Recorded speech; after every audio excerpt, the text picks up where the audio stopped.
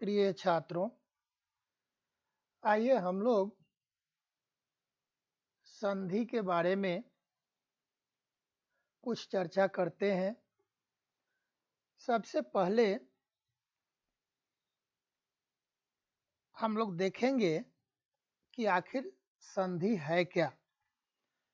संधि दो वर्णों, वर्ण मतलब अक्षर, दो अक्षरों के आपस में जो मेल होता है और उन दो अक्षरों के मिलने से जो विकृति पैदा होती है, जो विकार पैदा होता है, उस विकार को संधि कहते हैं। दो वर्ण अर्थात दो अक्षर जब आपस में मिलते हैं और आपस में मिलने पर जो विकार पैदा होता है, जो बदलाव आता है, उस बदलाव को संधि कहते हैं। तो संधि को समझने से पहले हम लोगों को यह समझ लेना चाहिए कि यह वर्ण क्या है।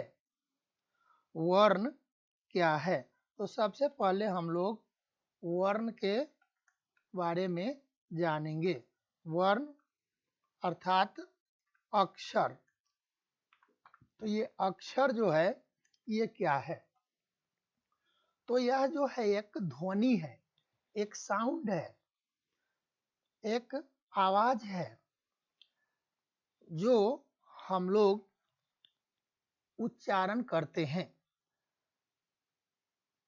तो सबसे पहले हम लोग समझ लेंगे कि ये वर्ण क्या है, ये अक्षर क्या है, अक्षर किसे कहते हैं। तो अक्षर वह मूल ध्वनि है, मूल मतलब ओरिजिनेटेड, ध्वनि मतलब साउंड है, जिसका टुकड़ा नहीं किया जा सकता है, जिसका और खंड नहीं किया जा सकता है। तो यह उसकी परिभाषा हो गई, वर्ण की परिभाषा हो गई कि वर्ण वह मूल ध्वनि है जिसके और खंड या टुकड़े नहीं किए जा सकते। तो आइए देखते हैं कि ये वर्ण कौन कौन है। तो वर्ण है यह अ का टुकड़ा नहीं होगा, अ को दो भाग में हम नहीं बांट सकते हैं। उसके बाद आ, ई, उ, री, ए, ओ, औ, ये वर्ण हैं। इनके और टुकड़े नहीं किए जा सकते। आप यदि चाहेंगे कि अ को दो भाग में बांट दें तो यह संभव नहीं है। आ को दो भाग में बांट दे, यह संभव नहीं है। ई को दो भाग में बांट दे, यह संभव नहीं है। इसी तरह से इन सबों को दो भागों में नहीं बांटा जा सकता है। उसके बाद दूसरा देखेंगे हम लोग। यह क लिख दिए, इस क को दो भाग में बांटा जा सकता है, लेकिन यह वर्ण नहीं कहलाएगा। रियल में अब यह जो आधा क हो गया, क हलंत जो लगा दिए, तब जाकर के यह वर्ण कहलाएगा। अब इसका टुकड़ा नहीं होगा, और यदि ये सिर्फ क लिख देंगे तो इसका टुकड़ा हो जाएगा। कैसे होगा? तो आपको मैं अलग से बता रहा हूं इसका टुकड़ा कैसे होगा। ये क है और इसमें से माइनस कर लीजिए अ को, तो आपको बचता है क्या? ये बचता है। तो जब तक यह इस रूप में रहेगा, इस रूप में रहेगा, तब तक इसका टुकड़ा हो जाएगा। इसलिए यह वर्ण नहीं है। वर्ण, असली वर्ण यह है ना। लेकिन हम लोग जब लिखते हैं तो बच्चों को पढ़ाते हैं क, ख, ग, घ, अंग। कहने का मतलब कि ये बोल ही नहीं पाएगा। यदि हम इसी क को ऐसे लिख देंगे तो ये बोल नहीं पाएगा, इसको यह उच्चारण नहीं होगा यदि इसको ऐसे लिख देंगे तो। इसलिए पढ़ाते समय हम लोग इसको ऐसे पढ़ाते हैं क, ह, ग, घ, अंग। क्यों? इसमें हम लोग यह अ साथ में लेकर चलते हैं। ये कैसे फिर हुआ, अब हम लोग इसको देखेंगे। यह अभी हुआ ये आधा क, इसमें हम लोग प्लस करते हैं और तब यह बन जाता है क। तब जाकर के हम इसको बोल पाते हैं, अर्थात हम इस क को बिना अ की सहायता से नहीं बोल सकते हैं। इसलिए हम लोग क को ऐसे लिखते हैं, क्योंकि हमें बोल करके पढ़ाना है और बच्चों को भी बोलना है, इसलिए ऐसा। तो ये सब जो वर्ण हुए जिनके खंड या टुकड़े नहीं होते हैं, तो यही हमारा हुआ क, ख, ग, घ, और इसी तरह से हम लोग छत्र ज्ञ तक चले जाते हैं। तो यह जो हुआ यही सब वर्ण है, क, ख, ग, घ, अंग, च, छ, ज, झ, य, ट, ठ, ड, ढ, ढ़, त, थ, द, ध, न, प, फ, ब, भ, म, य, र, ल, व, तालव्य स, मूर्धन्य स, दंत स, ह, क्ष, त्र, ज्ञ। यहाँ तक ये सब के सब वर्ण है। तो शुद्ध वर्ण यही हुए। और जैसे ही इसमें से ये जो आप जो सिंबल देख रहे हैं, इस सिंबल को हम लोग व्याकरण की भाषा में हलंत कहते हैं। हलंत किसी भी वर्ण को, अक्षर को आधा करने के लिए उसके नीचे हम लोग ये लगा देते हैं। तो इस तरह से यह वर्ण कहलाता है। अब आइए हम लोग देखते हैं कि ये वर्ण होते कितने प्रकार के हैं। तो ये वर्ण दो प्रकार के होते हैं। वर्ण दो प्रकार के होते हैं। अब ये दो प्रकार के कौन कौन हुए? तो ये हमारा हो गया स्वर वर्ण और दूसरा हो गया व्यंजन वर्ण। तो यह स्वर वर्ण क्या है, ये हमें देखना है। तो हमने ये जो ऊपर में लिख करके रखा है, यह हो गया हमारा स्वर वर्ण। यह हमारा हो गया स्वर वर्ण। ये सब के सब हो गए स्वर वर्ण। उसके बाद ये जो मैंने लिखा है, ये सब हो गए हमारे व्यंजन वर्ण। ये सब हमारे हो गए व्यंजन वर्ण। अब आइए हम लोग देख लेते हैं कि आखिर ये स्वर वर्ण क्यों है और ये सब के सब व्यंजन वर्ण क्यों है। तो अब आइए हम लोग देख लेते हैं। ये स्वर वर्ण को इंग्लिश में कहते हैं वोवेल लेटर और व्यंजन को बोलते हैं कॉन्सोनेंट। तो ये जो है अ, आ, ई, उ, री, ए, ओ, औ, इसमें क्या है कि जब हम अ बोलते हैं तो हमें किसी दूसरे वर्ण की सहायता नहीं लेनी पड़ती है। अ बोलने पर साफ साफ हमें महसूस होता है कि अ के साथ और कोई वर्ण नहीं आ रहा है। अपने आप की सहायता से, किसी और की सहायता से नहीं, अपनी सहायता से बोला जा रहा है। आप लंबा बोल करके देखिए अ, तो देखेंगे कि अ ही आ रहा है, उसके बाद कुछ नहीं आ रहा है। लेकिन उसके बाद दूसरा इसी जगह उदाहरण ले लीजिए, ये बोलिए क, और लंबा खींच करके देखिए क, तो आप देख रहे हैं कि अंत में अ आ रहा है, है ना।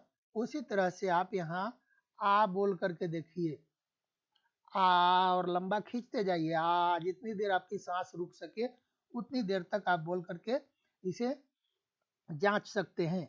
आ कहने का मतलब कि आ बोलने पर आ की ही सहायता आ रही है। उसी तरह से ई बोल करके देख लीजिए, और जितनी देर तक आपकी सांस रुक सके उतनी देर तक आप इसको लगातार निरंतर बोलने की कोशिश कीजिए, तो आपको पता चलेगा कि इसमें किसी और की सहायता नहीं है। ई करते चले जाइए। उसी तरह से इस ई को भी बोलिए, इस ऊ को भी बोलिए, इस ऊ को भी बोलिए, इस री को भी बोलिए, ए को बोलिए, ऐ को बोलिए, ओ को बोलिए, औ को बोलिए। लेकिन इसमें व्यंजन में आप क को बोलिए, ख को बोलिए, और लंबी सांस ले करके रोक करके और ख को लगातार बोलते जाइए। आप देखेंगे कि ख के अंत में अ आएगा, तभी आप ख बोल पाएंगे। और यदि यही आधा रहेगा तो आप इसको बोल ही नहीं पाएंगे, इसको आप बोल नहीं पाएंगे।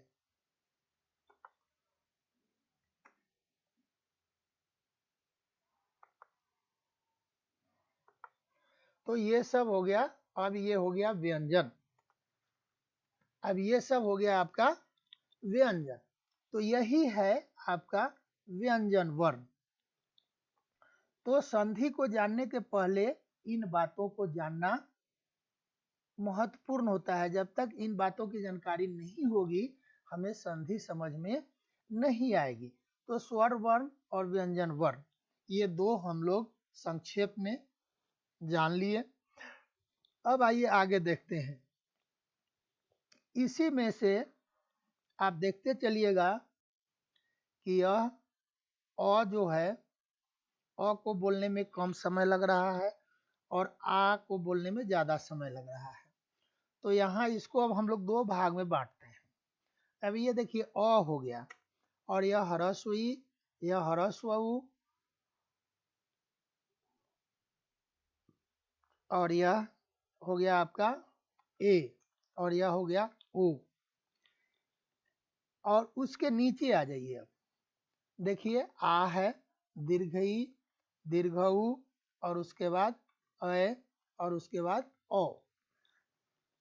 अब यहीं पर इसको हम लोगों ने दो भाग में बांट दिया, अल्टरनेट, 1 2 3 4 5 6 7 8 9 10, ये हो गया। अब देखिए 1 3 5, और इस ये 7, तो इसको हम लोग अलग रखते हैं फिलहाल। और ये है ए, और यह है ओ। ओ बोलने में कम समय लगता है, औ बोलने में ज़्यादा समय लगता है। औ बोलने में कम समय लगता है, आ बोलने में ज़्यादा समय लगता है। इस ई को बोलने में कम समय लगता है, इस ई को बोलने में ज़्यादा समय लगता है। इस उ को बोलने में कम समय लगता है, इसको बोलने में ज़्यादा समय लगता है। और ये री जो है, यह ह्रस्व ही है, लेकिन इसका प्रयोग संस्कृत में, इसमें भी एक दीर्घ री होती है, लेकिन वो संस्कृत में, यहाँ हिंदी में इसकी कोई चर्चा नहीं है। ए को बोलने में कम समय लगता है, अ को बोलने में ज़्यादा समय लगता है, ओ को बोलने में कम समय लगता है, औ को बोलने में ज़्यादा समय लगता है। तो इसलिए जिसमें कम समय लगता है, इसको हम लोग बोलते हैं ह्रस्व। और ये सबके सब स्वर हैं, सबके सब स्वर वर्ण है, इसलिए हम लोग इसको कहते हैं स्वर वर्ण, इसको कहते हैं स्वर वर्ण। और इसी को बच्चों को समझाने के लिए लोग इसको छोटी छोटा करके बोलता है, लेकिन व्याकरण की भाषा में इसको ह्रस्व बोलते हैं। और जिसमें ज़्यादा समय लगता है, इसको हम लोग बोलते हैं दीर्घ, और ये स्वर वर्ण। ये हो गया।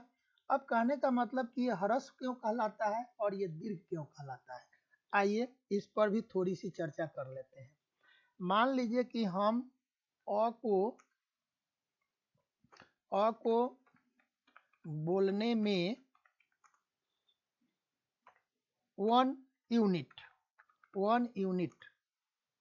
मतलब समय दिए तो हमें क्या करना पड़ेगा? आ को बोलने के लिए हमें क्या करना पड़ेगा? 2 यूनिट समय देना पड़ेगा। कहने का मतलब सीधे ये डबल हो गया, 1 यूनिट इसको टाइम दिए और इसको 2 यूनिट टाइम दिए, इसीलिए इसको बोलते हैं बड़ा या दीर्घ। दीर्घ मतलब लंबा, तो इस पर हम लंबा समय दे रहे हैं। तो इसी तरह से उदाहरण के तौर पर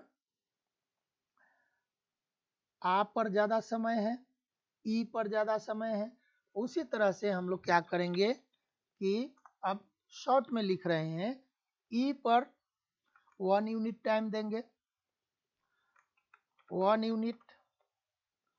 तब हम क्या करेंगे, यदि ये बोलना है तो इस पर हम 2 यूनिट टाइम देंगे।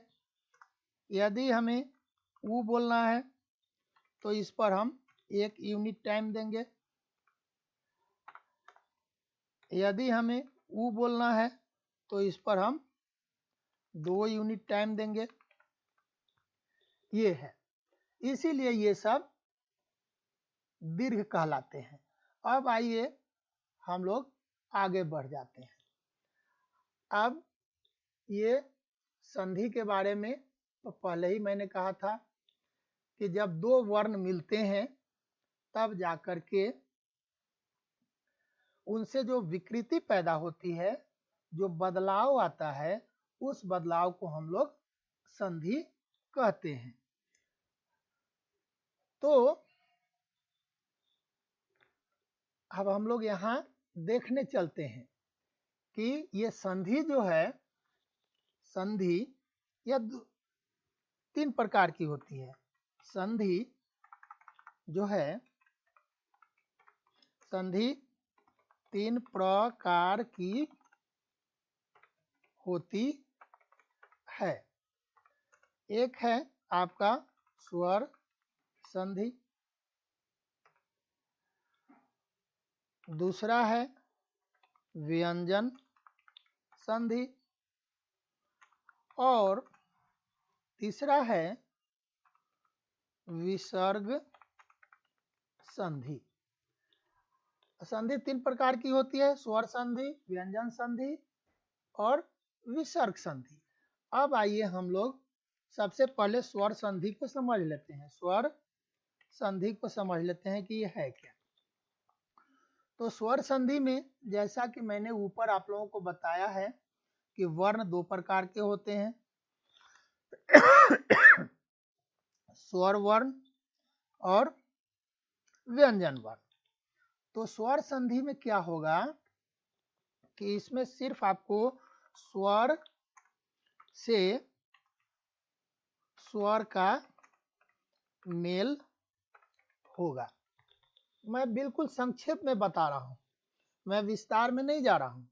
स्वर से स्वर का मेल होगा, स्वर से स्वर का मेल होगा और तब जाकर के क्या होगा कि विकार पैदा होगा। स्वर से स्वर का मेल होगा और उसके बाद जाकर के विकार पैदा होगा। अब आप कहेंगे कि ये विकार क्या है? तो ये विकार जो है वह है विकृति। विकृति यानी बदलाव, है ना। ये विकार पैदा होगा मतलब विकृति पैदा होगी, बदलाव पैदा होगा। अब आइए आगे बढ़ते हैं। अब हम लोग ये दीर्घ, अब ऊपर में हम लोग यहाँ देख करके आए हैं कि ह्रस्व है ना, स्वर वर्ण, और उसके बाद यहाँ पर ये देख करके आए हैं दीर्घ स्वर वर्ण, मतलब वो बड़ा हो जाएगा। अब यहीं पर हम लोग पहले देख रहे हैं कि यह जो स्वर संधि है, इस स्वर संधि में सबसे पहला जो विकार पैदा हो रहा है, जो विकृति पैदा हो रही है, जो बदलाव आ रहा है, वह बदलाव क्या हो रहा है कि वह दीर्घ हो रहा है। इसलिए स्वर संधि का पहला भाग जो हुआ, पहला भेद हुआ, वह दीर्घ स्वर संधि है ना, दीर्घ स्वर संधि है। तो ये पहला बदलाव जो आया, उस बदलाव को हम लोग देख लेते हैं कि कैसे बदलाव आ रहा है। तो आप देखिए, यह अ है, तो यह अ जो है वह ह्रस्व है, ह्रस्व स्वर है, ह्रस्व मतलब इस पर 1 यूनिट का टाइम दिया जाता है। तो ये भी ह्रस्व और ये भी ह्रस्व, मतलब इस अ में भी 1 यूनिट का टाइम और इस अ में भी 1 यूनिट का टाइम, और ये अ और ये अ जब दोनों मिल जाता है तो ये दीर्घ बन गया, आ बन गया, ये 2 यूनिट इस पर टाइम चला गया, इसीलिए इसको बोला दीर्घ स्वर संधि। तब हमको यहीं पहले समझ लेना है कि यहीं पर आप देखिए कि विकार पैदा हो गया, बदलाव आ गया, ये दोनों मिल करके एक हो गए, ये दोनों मिल करके एक हो गए, और यहाँ यह एक विकृति पैदा हो गई, बदलाव आ गया, विकार आ गया, और ये आ हो गया। दूसरा आप देखिए, यहाँ अ है 1 यूनिट वाला, और यहाँ आ है 2 यूनिट वाला, और ये दोनों मिल करके फिर बन गया आ, मतलब दीर्घ बन गया, मतलब यहाँ 1 यूनिट, यहाँ 1 यूनिट, और यहाँ आप देखेंगे कि यहाँ पर है 2 यूनिट, और ये दोनों मिल करके भी बन गया 2 यूनिट, मतलब ये आ बन गया। यहाँ पर अब हम वही देखेंगे कि यहाँ पर ये आ में 2 यूनिट है, और इस आ में भी आप देखेंगे कि 2 यूनिट है, और फिर ये कहने का मतलब कि ये खुद दीर्घ है, 2 यूनिट मतलब दीर्घ, ये खुद 2 यूनिट है मतलब दीर्घ, और ये दोनों मिलकर के फिर बन गए 2 यूनिट आ, मतलब ये दीर्घ बन गए। यहाँ देखिए, यहाँ पर 1 यूनिट है, यहाँ पर भी देखेंगे आप 1 यूनिट है, और यहाँ मिलकर के ये 2 यूनिट बन गया आ, यहाँ पर 1 यूनिट 2 यूनिट मिल करके 2 यूनिट बना, 2 यूनिट मिल करके 2 यूनिट बना।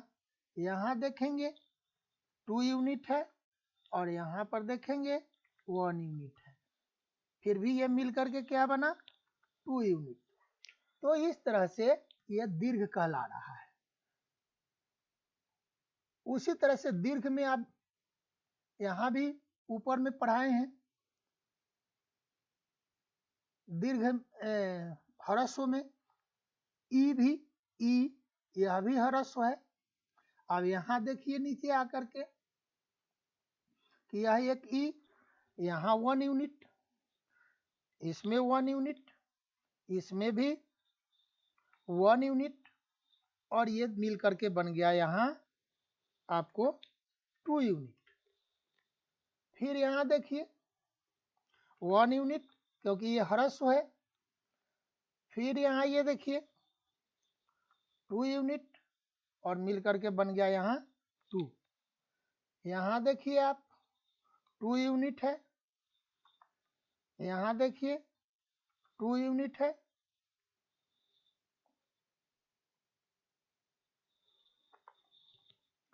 और फिर यहाँ बन गया आपका 2 यूनिट।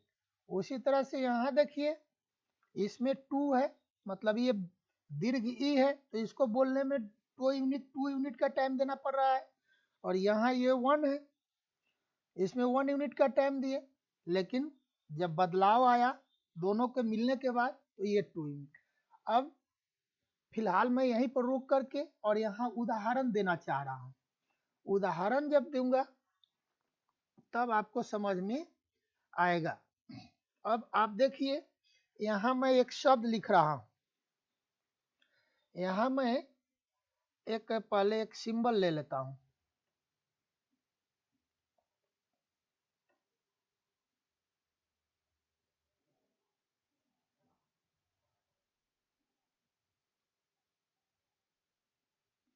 मैं यहाँ एक सिंबल ले लेता हूँ और इस सिंबल को अब यहाँ हम लोग देखेंगे, ये डिस्टर्ब कर रहा है, छोड़िए। यहाँ पर अब मैं उदाहरण दे करके आपको समझाने की कोशिश कर रहा हूँ। समझिए कि यहाँ पर ओ है, ओ। अब समझ में आएगा आपको। अब हम लिखते हैं अन न, और यहाँ लिखते हैं प्लस, और फिर लिखते हैं अ भा व, अ भाव। अब यहीं पर यह आपका बन रहा है क्या, इक्वल टू में अन्ना भाव। अब ये कैसे बना, अब यह कैसे बना यह मैं समझाने की कोशिश कर रहा हूँ। यहाँ पर ये एक शब्द है अन और दूसरा शब्द है अभाव, तो ये शब्द नहीं मिल रहा है इसका। ये आप कोई भी, अब फिर यहाँ पर मैं ये आपको लाइन लेकर के ही समझाऊंगा तो आपको बढ़िया से समझ में आ जाएगा। एक शेप ले लेता हूँ, ये इधर से ऐसे देखें तो यहाँ पर ये ऑन है ना, और दूसरा एक ये छोड़ हुआ, और दूसरा शेप मैं लेता हूँ, वो किधर से नहीं, इससे बढ़िया समझ में आएगा। ये दोनों के बीच में मैं अभी एक ये लिख रहा हूँ, ऐसे है। तो आप देखेंगे कि इसका एक सिरा इधर है और दूसरा सिरा इधर है, एक सिरा इधर है और दूसरा सिरा इस तरफ है। तो उसी तरह से ये अन जो है अन, इसका एक सिरा इधर जाएगा और ये अभाव का सिरा इधर जाएगा। इसको समझने की कोशिश कीजिए, मैं इसको थोड़ा बड़ा करके आपको दिखा रहा हूँ। ये देखिए, जैसे ये एरो जो है उसका एक सिरा इधर है और एक सिरा इधर है, उसी तरह से मान लीजिए कि यह जो है इसको मैं उठा करके यहाँ लाता हूँ और यहाँ डाल देता हूँ। आपको अब समझ में आना चाहिए। इसको उठा करके मैं यहाँ लाता हूँ, यहाँ ये देखिए ये आ गया यहाँ, और ये प्लस साइन को मैं फिलहाल हटाता हूँ, प्लस साइन को हटा देता हूँ, और ये अब आपको समझ में आ जाना चाहिए। ये देखिए, और इसको फिलहाल मैं हटाता हूँ। अब समझिए कि ये आपका अंत में जो आप देखेंगे कि ये जो अन लिखा है अन,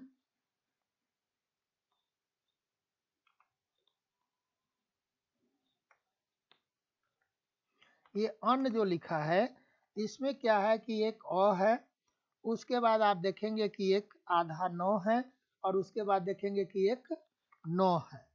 है ना। उसके बाद आप देखेंगे कि एक ये 9 है, उसके बाद फिर देखेंगे आपकी एक 9 है।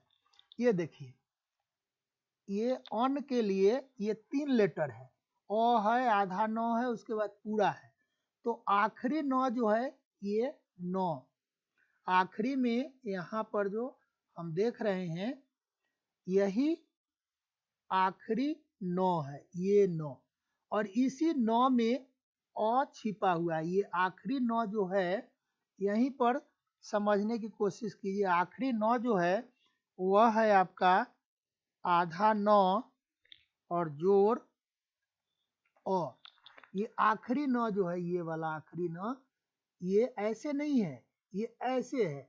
तो इसी में ये 9 में जो यहाँ पर अ छिपा हुआ है वह अ, और यहाँ वाला अ, ये 9 में जो अ छिपा है वह, और यह अ, दो मतलब ये अ यहाँ ये 9 में छिपा हुआ है यहाँ पर, और ये अ जो है यहाँ अभाव में है। ये अभाव का पहला अक्षर अ है, और ये आखिरी 9 जो यहाँ देख रहे हैं इस 9 में अ छिपा हुआ है, और ये 9 में छिपा हुआ अ और अभाव का अ, ये दोनों अ मिल करके बना आ, और उसी आ को हम लोग सिंबल में आकार लिखते हैं। उसी को हम लोग सिंबल में क्या करते हैं कि आकार लिखते हैं। तो ये आपका, आशा करता हूं कि अब आप लोगों को समझ में आ गया होगा। दूसरा देखेंगे तो और ज़्यादा समझ में आपको आएगा। आइए देखते हैं कि दूसरा हम लोग कैसे समझेंगे। तो यह आप लोगों को इसका दूसरा एक उदाहरण मैं दे रहा हूं। यहीं पर एक दूसरा उदाहरण मैं दे रहा हूं। इसमें आधा 9 था इसलिए आप लोगों को समझ में नहीं आया होगा, हो सकता है। तो अब देखिए, ये मैं लिख रहा हूं ज्ञान और प्लस जोड़ और थी। दूसरा मैं लिख रहा हूं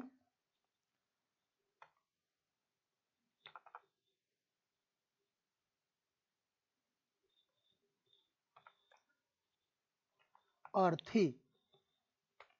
आजा भाई।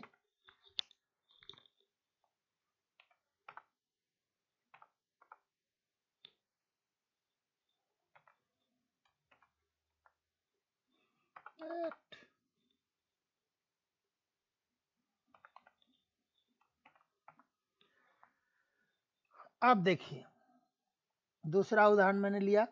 यहाँ ज्ञान 9, 9, ये 9 जो है इसी में अ छिपा हुआ है जो यह अ है। उसके बाद ये अर्थी का अ, कहने का मतलब कि पहले ही मैंने बताया था कि रस्सी के 2 छोर जब हम जोड़ेंगे तो एक का पहला छोर जुड़ेगा तो दूसरे का दूसरा छोर जुड़ेगा। तो यहाँ ज्ञान 9, 9 में अ है जो यह अ है, और यहाँ अर्थी का अ जो यह अ है, और ये दोनों 9 में जो छिपा हुआ है अ है वह, और यह और दोनों मिल करके बनेगा आ, और आ को हम लोग ये ज्ञा और ये 9 और फिर आ और आधा र और ये थी ऐसे नहीं लिखेंगे, क्योंकि एक चीज और मैं बता देता हूं कि ये अ, आ, ई, उ,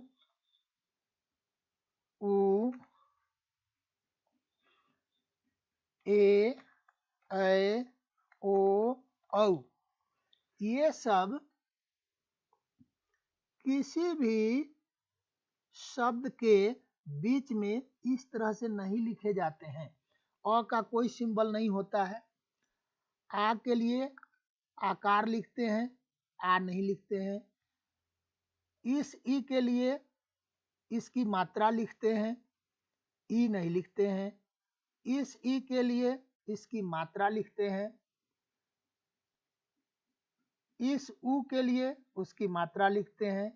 उसी तरह से इसके लिए भी मात्रा, इसके लिए भी मात्रा, इसके लिए भी मात्रा, इसके लिए भी मात्रा, इसके लिए भी मात्रा लिखते हैं। इसलिए यहाँ पर ये जो आ है, ये आ, इस आ के लिए हम लोग आ नहीं लिख करके ये मात्रा लिख देंगे। अब इस तरह से यह बन गया ज्ञान जोड़ अर्थी ज्ञानार्थी। तो आशा करता हूं कि अब यह समझ में आ गया होगा। अब दूसरा हम लोग देखते हैं ओ और आ। अब यहाँ पर हम लोग लेंगे एक शब्द देव। आप देख लेंगे कि जैसे ही मैंने ये देव लिखा, व में ये ओ आ गया। और उसके बाद जोड़, अब ये लिखेंगे, ये आ है तो यहाँ का शब्द आ से ही शुरू होगा, आलय। अब यहाँ देख सकते हैं आप कि जैसा कि ये और जो यहाँ व में है और यह आ, आलय का आ, यहाँ आ देख रहे हैं। बस यही व में जो अ है और आलय का जो आ है, ये दोनों मिलकर के आ बन गया। तो ये हो गया आपका दे वा ल य। और जैसा कि मैंने बताया कि अभी अभी ऊपर मैंने बताया था, वो कहाँ गया कि ये वो सब मिट गया। अच्छा, तो ये आ बीच में जब भी आएगा तो वो ऐसे उस अपनी मात्रा लेकर के आएगा। इस तरह से ये देवालय बना। अब समझ में आ गया होगा। अब देखिए ये आ, तो इस आ ऐसा शब्द हम यहाँ चुनाव करेंगे जो अंत में उसके आ होगा। तो देखिए हम शब्द का चुनाव कर लिए, विद्या। यहाँ शब्द का चुनाव मैंने कर लिया, विद्या। और यहाँ जोड़ लिख दिए और उसके बाद ये आलय। अब यहाँ ऐसा शब्द का चुनाव कर लिए जिसका पहला अक्षर आ हो, और इसमें ऐसा चुनाव किए जिसका आखिरी आ हो। तो यहाँ देखिए आ है, यहाँ विद्या में आ है। अब इस तरह से यह आपका बन गया विद्यालय। अब देखिए यहाँ आ है और यहाँ ओ है। अब यहाँ फिर हम एक शब्द का चुनाव कर लेते हैं जिसके अंत में आ हो। तो फिर मैंने विद्या ही ले लिया,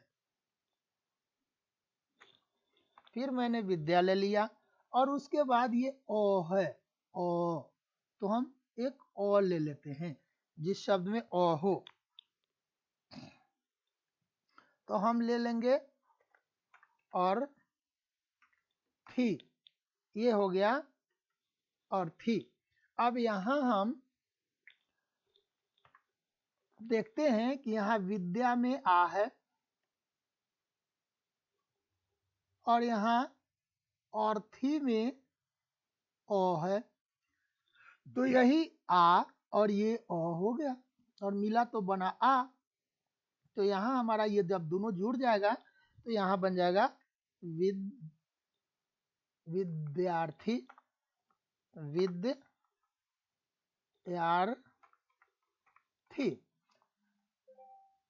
तो आशा करता हूं कि अब यह समझ में आ गया होगा। और यह जब समझ में आ गया तो बाकी समझने में अब देर नहीं लगेगी। यहाँ पर भी यही है। अब ये हम लोग जल्दी जल्दी समझ लेंगे, लेकिन आशा करता हूं कि यह इतनी बात जल्दी से समझ में आ गई होगी। 1 unit plus 1 unit equal to 2 unit. ये मैथमेटिक्स नहीं है। यहाँ पर 1 यूनिट प्लस 2 यूनिट, मैथमेटिक्स तो कहेगा 3 यूनिट हो जाएगा, लेकिन नहीं, यहाँ संधि में कह रहा है कि 2 यूनिट ही होगा। अ प्लस आ में 2 यूनिट, अ में 1 यूनिट, तो इस तरह से 2 unit, 2 unit plus 2 unit, mathematics बोलेगा 4 यूनिट। यहाँ पर ये संधि में 2 unit plus 2 unit equal to 2 unit. तो ये समझ में आ गया कि जब भी कोई, अब यहाँ पर हम लोग देख लेंगे ह्रस्व स्वर और दीर्घ स्वर हम लोग देखे थे। ये है हमारा ह्रस्व स्वर और ये है हमारा ये दीर्घ स्वर। अब ये ह्रस्व स्वर और दीर्घ स्वर भी मिलेगा तो दीर्घ बनेगा, ह्रस्व प्लस दीर्घ मिलेगा तो दीर्घ बनेगा, दीर्घ में दीर्घ मिलेगा तो ह्रस्व बनेगा। ये 4 बातें हमें देख लेना है। तो ये 4 बात हम देख लिए, उस बात को यहाँ मैं लिख देता हूँ। ये है पहला हमारा ह्रस्व और में ऐड हो जाएगा ह्रस्व, तो हमारा बनेगा दीर्घ, हमारा बनेगा दीर्घ। यही हमें समझना है, बाकी कुछ नहीं करना है। तो यहाँ बन जाएगा दीर्घ।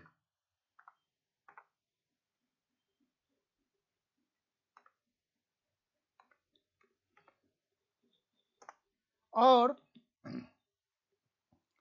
ह्रस्व में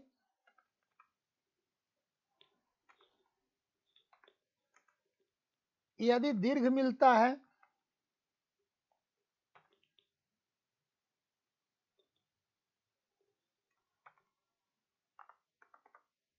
ह्रस्व में यदि दीर्घ मिलता है तो फिर भी हमारा बन जाता है दीर्घ।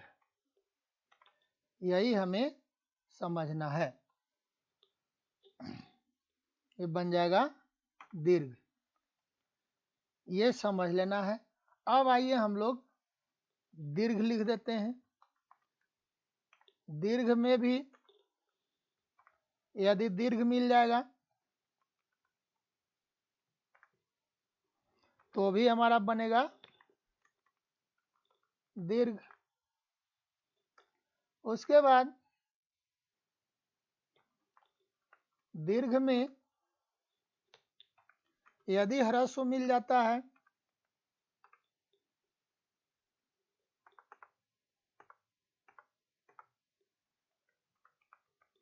दीर्घ में यदि ह्रस्व मिल जाता है तो फिर भी हमारा बन जाता है दीर्घ। तो कुल मिलाकर के अब तक हम लोग इतना ही समझे हैं, इतना ही समझे हैं। और यही फंडा जिसकी समझ में आ गया, मान लो कि उसे संधि समझ में आ गई, यह जिसको समझ में आ गया उसे संधि समझ में आ गई। तो आइए अब इसको भी हम लोग जल्दी जल्दी देख लेते हैं।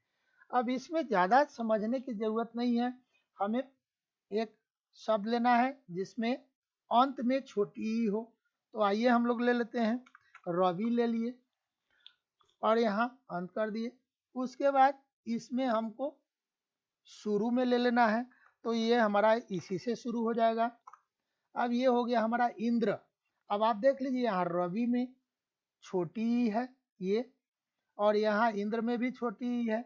अब ये हमारा बन गया रविंद्र, ये देख लीजिए। दूसरा उदाहरण ले लीजिए आप, मुनि लिख दिए।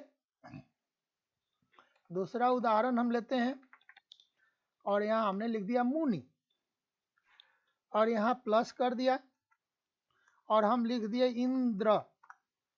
यहाँ भी देखिए मुनि में छोटी, अंत में, और इंद्र के शुरुआत में छोटी।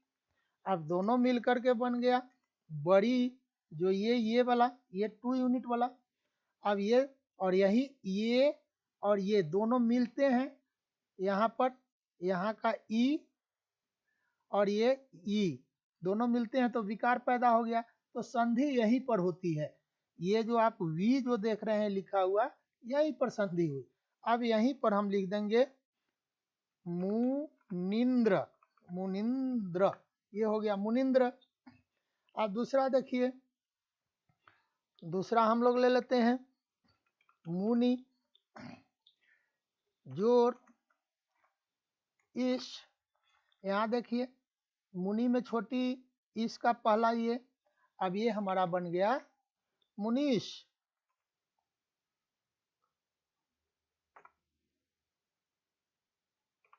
मुनीश बन गया। अब आइए दूसरा देख लेते हैं। अब इसमें हम लोग देख लेते हैं, अब इसमें हम एक शब्द लिखते हैं मोही, मोही। मही का मतलब होता है धरती, और इसमें जोड़ते हैं, अब ये ईश लिखते हैं।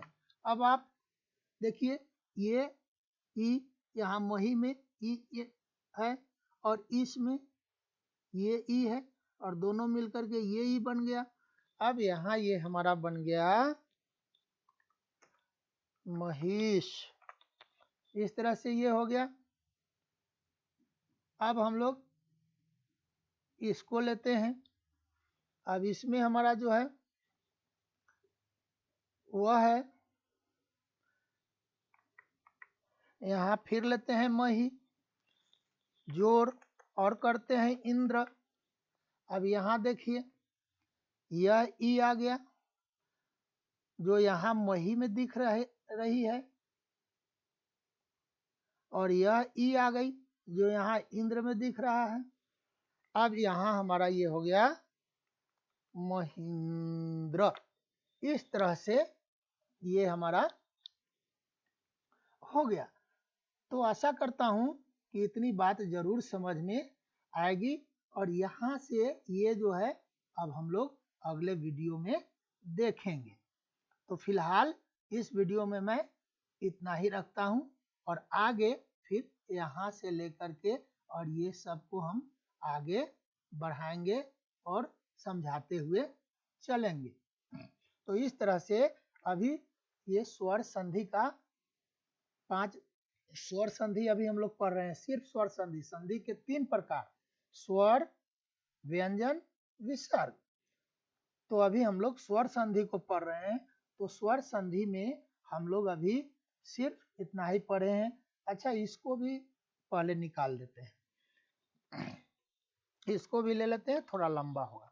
आप देखिए यहाँ उ, छोटा उ, यहाँ छोटा उ, 1 यूनिट, 1 यूनिट इक्वल, और दोनों मिल गया तो यहाँ ये 2 यूनिट।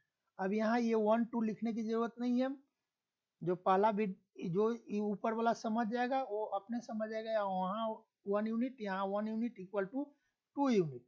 तो यहाँ अब हम लोग इसको लिखेंगे किस तरह से, अब हम लोग इसको देखेंगे। अब यहाँ देखिए हम लिखते हैं एक शब्द गुरु। आप देखेंगे कि यहाँ ये गुरु जो लिखा मैंने, यहाँ आप रू में देख रहे हैं कि ये छोटा ऊ है, और बड़ा ऊ यदि हम लिखेंगे तो देखिए ये कैसे घुमा हुआ है, और यहाँ ये देखिए छोटा ऊ। दोनों में डिफरेंस देखिए, ये बड़ा ऊ है और ये छोटा ऊ है ना। तो अब ये देखिए ये हो गया, और यहाँ प्लस लिखते हैं। और उसके बाद अब हमको एक शब्द चाहिए जिसमें ये होना चाहिए। तो देखिए यहाँ गुरु में ये ऊ आ गया, और यहाँ उपदेश में यह ऊ आ गया, और ये ऊ और यहाँ गुरु वाला ऊ मिलकर के ये ऊ बनेगा। तो ये ऊ बनेगा, तो ये ऊ बड़ा ऊ हो गया। तब ये हम लिखेंगे गु। अब यहाँ देखिए बड़ा ऊ हो गया, गुरूप। अब ये र और ये ऊ गायब हो गया, क्योंकि ये इस र के साथ मिल गया, गुरूप हो गया। और ये देश ज्यों का त्यों हमने लिख दिया। अब ये हो गया हमारा गुरूप देश। इस तरह से अब दूसरा, इसको भी देखिए, यहाँ 1 यूनिट, यहाँ 2 यूनिट।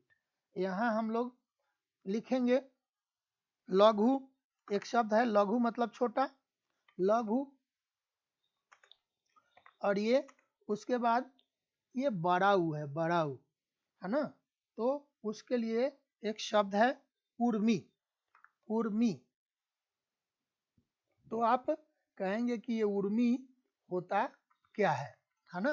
तो ये उर्मी क्या है कि समुद्र में जब लहरें उठती हैं और उसमें आप जो ऊपर नीचे होते हुए देखेंगे, तो जिस तरह से एक लटक रही रस्सी को पकड़ करके और तान करके, जिस रस्सी का दोनों छोर किसी पिलर से, पोस्ट से, खंभा से बंधा हुआ हो, और उस रस्सी को जब हम तान करके छोड़ते हैं तो उसमें एक उछाल आती है, ऊपर नीचे ऊपर नीचे ऊपर नीचे, उसी को उर्मी कहते हैं। तो समुद्र में जब लहरें उठती हैं, हवा का दबाव पड़ता है, प्रेशर पड़ता है, तो पानी में उसी तरह का उथल पुथल होता है, उसी को उर्मी कहते हैं।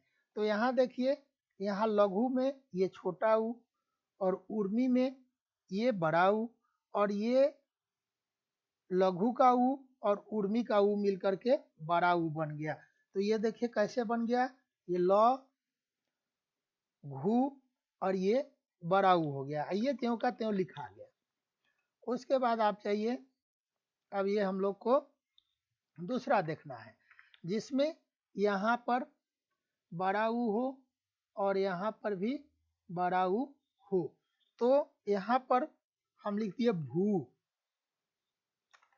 भू मतलब पृथ्वी, और ये है ऊर्ध्व, ऊर्ध्व मतलब ऊपर की ओर उठा हुआ, ऊपर की ओर उठा हुआ को बोलते हैं ऊर्ध्व। तो यहाँ देखिए, यहाँ ये 2 यूनिट, भू का बड़ा ऊ, यहाँ भी बड़ा ऊ है, यहाँ ऊर्ध्व का ये बड़ा ऊ, और मिल करके ये बड़ा ऊ बना। तो ये बड़ा ऊ पहले से ही है, तो ये बड़ा ऊ, और ये ऊ अब गायब हो गया, और ये आधा र आधा ध वो रह गया। तो आधा र आधा ध और वो, ये भूर ध्व, ये बन गया। अब हमारा ये चौथा है बड़ा ऊ, ये तो गलत हो गया, यहाँ बड़ा ऊ हो गया, यहाँ छोटा ऊ छोटा ऊ छोटा ऊ, बड़ा ऊ बड़ा ऊ बड़ा ऊ और बड़ा ऊ, और यहाँ होना चाहिए अब छोटा ऊ, दोनों मिलकर के बन गया बड़ा ऊ। तो यहाँ देखिए ये कैसे हो गया। अब हम लिखते हैं एक शब्द वधु। अब देखिए, ये मैंने बड़ा ऊ ले लिया वधु के ध में, और उसके बाद मैंने प्लस साइन ले लिया, और उसके बाद हमको चाहिए छोटा ऊ, छोटा ऊ से शुरू होने वाला शब्द, तो हम लिख दिए उत्सव। अब देखिए, यहाँ ये छोटा ऊ और धू का बड़ा ऊ, ये दोनों मिलकर के बन गया छोटा ऊ। तो अब ये देखिए, व और ये धू और ये आधा तो सौ व आ गया, ये ऊ और ये ऊ मिलकर के तो ये सिंबल में आ गया, ये हो गया। तो इस तरह से हमारा ये स्वर संधि का पहला भाग है ना, स्वर संधि का ये पहला भाग है जो खत्म हुआ। अब ये स्वर संधि का दूसरा भाग यहाँ से है ना, जो हम आपको दूसरे वीडियो में लेकर के आएंगे और दिखाएंगे। तो इस तरह से यह हुआ, और आशा करता हूँ कि आपको समझ में आएगा। तो फिलहाल इतना ही, हालांकि मैंने विस्तार में नहीं बताया है, बहुत ही संक्षेप में बताने की कोशिश की है। विस्तार में बताते तो ये वर्ण पर ही अभी 2-3 क्लास का समय चला जाता है, लेकिन मैंने इसका संक्षिप्त परिचय देते हुए आगे बढ़ गया। तो आशा करता हूँ समझ में आएगा।